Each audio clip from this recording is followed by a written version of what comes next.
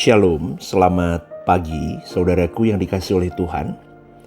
Kalau kita melihat keadaan dunia hari ini saudaraku, krisis ekonomi, peperangan, degradasi manusia, negara berkembang, saling berebut posisi, berebut tempat dan sebagainya.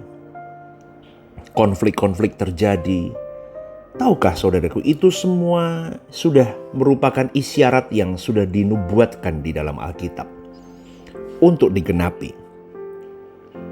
Dunia yang kita huni hari ini tidak akan bertambah baik saudaraku, tidak akan mungkin menjadi lebih baik.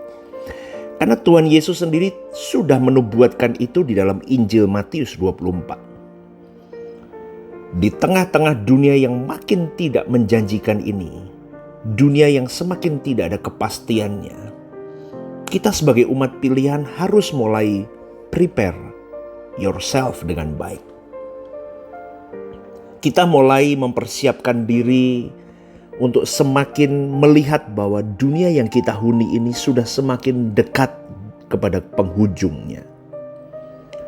Maka saya pada pagi hari ini mau mengingatkan kepada kita semua yang mendengarkan renungan The Message. Adakan dirimu untuk semakin memiliki kebersamaan dengan Allah yang maha besar. Allah yang melampaui segala masalah hidup. Allah yang lebih besar dari perang sebesar apapun, yaitu Elohim Yahweh itu. Lebih besar dari krisis ekonomi manapun. Kita harus punya kebersamaan dengan Dia lebih lagi. Itulah yang saya sebut dengan prepare yourself. Persiapkan dirimu. Kita mulai menarik garis batas bahwa kita adalah umat yang dipersiapkan untuk mewarisi kerajaan surga. Dunia bukan bagianku. Di mana dunia semakin rusak, semakin hancur, semakin aku mempersiapkan diri untuk mewarisi kerajaan surga. Maka sekali lagi saudaraku, saya ingatkan, prepare yourself. Persiapkan dirimu, karena tidak banyak orang yang sebenarnya siap. Karena mereka sudah teracuni dengan duniawi pikiran mereka. Mereka terkunci di dalam kesenangan dunia. Dan seakan-akan tidak ada bab-bab kehidupan selanjutnya selain dunia ini. Kita punya bab selanjutnya. Bab hidup kita yang pertama adalah di bumi ini. Dan bab selanjutnya adalah kehidupan kekal kita di langit baru, bumi baru. Tapi orang-orang pada umumnya berpikir bahwa hanya punya kehidupan di bumi ini.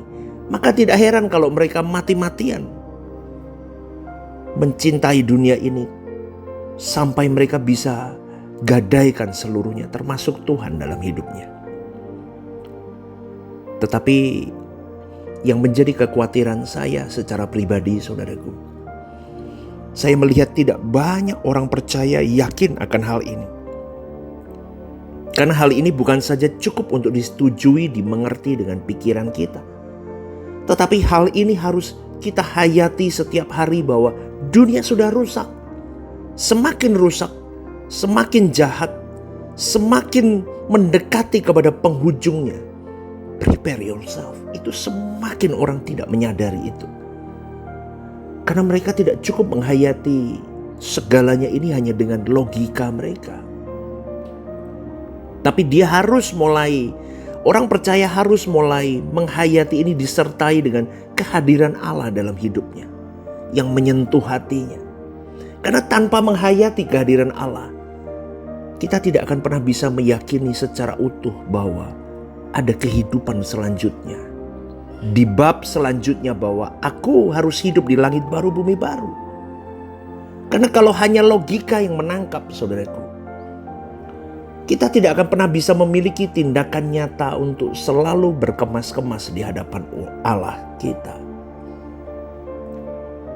Maka sekali lagi, prepare yourself. Hayati kehadiran Tuhan. Hayati sukacita Tuhan. Hayati damai sejahtera Tuhan yang mengalir di dalam kehidupanmu, yang melampaui akalmu. Meskipun keadaanmu tidak baik hari ini, meskipun dunia semakin jahat, tetapi sukacitamu, damai sejahteramu tidak ditopang karena dunia. Tetapi semuanya ditopang karena kau punya Tuhan. Kau menghayati kehadiran Tuhan. Karena Tuhan akan melampaui sukacita kesenangan atas apapun yang disediakan dunia. Baru kalau sudah kita mengalami itu, kita baru bisa masuk ke bab selanjutnya, memahami itu bahwa nanti di langit baru bumi baru pun keadaanku seperti hari ini. Aku menikmati, menghayati kehadiran Tuhan dalam hidupku. Indah, maka orang yang menghayati kehadiran Tuhan sejak dia hidup di bumi, tidak ada yang ditakutkan, tidak ada yang dikhawatirkan. Kerisauannya adalah kalau dia jauh dari hadirat Allah. Bukan hal-hal dunia. Krisis boleh ada. Keadaan dunia semakin buruk boleh ada. Tetapi itu tidak mengganggu damai sejahtera dan sukacitanya. Karena dia tahu suka-sukamu Tuhan dalam hidupku. Yang penting aku punya Engkau. Aku berjalan bersamamu. Ketika aku berjalan bersamamu di dalam krisis ekonomi, kehidupan dunia yang seperti ini, aku pun akan tetap tenang, tetap sukacita, tetap damai. Amin, saudaraku. Dan ketika, saudaraku, jujur ya, sebagian besar kita masih menikmati dunia. Dan ketika kita menikmati dunia, kita tidak merasa yakin ada kehidupan yang lebih baik dari dunia ini nanti. Seakan-akan kehidupan hari ini adalah kehidupan satu-satunya yang kita miliki, yang bisa kita nikmati. Bukankah seharusnya kita tidak boleh terikat dengan kenikmatan, hiburan, fasilitas apapun yang dunia ini tawarkan, saudaraku? Tetapi itulah fakta bahwa kehidupan manusia hari ini terbelenggu dengan itu semua. Kita bisa menggunakan barang-barang di dunia ini, tapi tidak boleh terikat. Kita bisa punya apapun di dunia ini yang disediakan, tapi kita gunakan semua untuk pengabdian, pelayanan kepada Tuhan. Amin, saudaraku. Tapi kehidupan ideal secara Kristen yang terus seperti ini, terus terang jauh dari kehidupan banyak orang yang mengaku dirinya pengikut Kristus. Kenapa pastor kok bisa ngomong begitu? Karena sedikit orang yang sungguh-sungguh menghayati kehadiran Tuhan. Sehingga apa yang dia miliki, dia berpikir bahwa itu miliknya, bukan milik Tuhan. Apa yang Tuhan titipkan, miliknya, bukan milik Tuhan. Maka pagi hari ini, saudaraku, saya mau mengajak kepada kita semua. Kita harus bergerak keluar dari Mesir dunia. Tidak banyak orang Kristen yang sungguh-sungguh bergerak keluar. Maka prepare yourself untuk siap-siap keluar dari Mesir dunia ini. Prepare yourself. Saya ulang ini dari awal, saudaraku. Karena banyak orang Kristen yang tidak tahu arah hidupnya. Maka Paulus berkata, aku bukan seperti petinju yang sembarang memukul. Aku bukan atlet yang hanya berlari tanpa tahu di mana garis akhirnya. Hari ini banyak orang Kristen sibuk pelayanan. Seakan-akan sibuk bertuhan, sibuk beragama, tapi tidak jelas arah perjalanan hidupnya. Kenapa kamu melayani Tuhan? Supaya aku diberkati. Itu bukan arah hidupmu, saudaraku. Arah hidupmu adalah kau dibelenggu untuk pekerjaan Tuhan, untuk memuaskan hati Tuhan, bukan supaya kau diberkati. Supaya kau diberkati itu akibat dari engkau melayani, dari engkau memanjakan hati Bapa. Tapi itu tidak boleh dituntut, itu bonus. Beda, saudaraku. Kristen hari ini tidak jelas, dia jadi petinju, meninju mana nggak jelas. Karena salah arah, karena tidak mempersiapkan diri dengan baik. Karena tidak mempersiapkan diri dengan baik, sibuk dengan berkat-berkat dunia, berkat-berkat jasmani, lulus ujian, tender masuk, diberkati ekonominya lancar, depositonya penuh. Wah, rusak, saudaraku. Akhirnya mereka tidak menghayati kehadiran Tuhan. Gimana mau menghayati kehadiran Tuhan? Dunia mempesona. Susah, saudaraku.